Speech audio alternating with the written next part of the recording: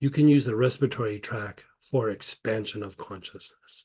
You can use any health issue can go from being something that's debilitating that turns into the expansion of consciousness.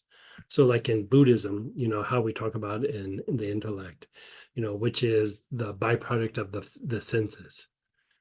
So in Buddhism, those same senses that cause us to get stuck and in repetition and cause our suffering are considered like veils or gates to higher levels of consciousness, because you do these processes of refining the senses through like intuitive practices and through blessings and offerings that you invoke, or processes that you do. And the thing that became the stumbling block becomes the asset or the ally. And a super good example of this, going back to what Sarah was saying, is trauma.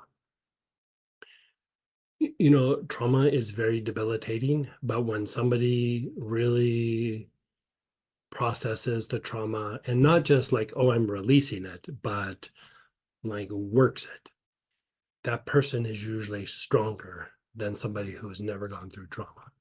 We all go through a little bit of trauma, but people who have had something really substantial happen to them, if they go through and process it, they're usually have an inner strength that most people don't have. So the thing that became first a source of suffering becomes eventually a way that we accelerate our development or how we thrive in the world.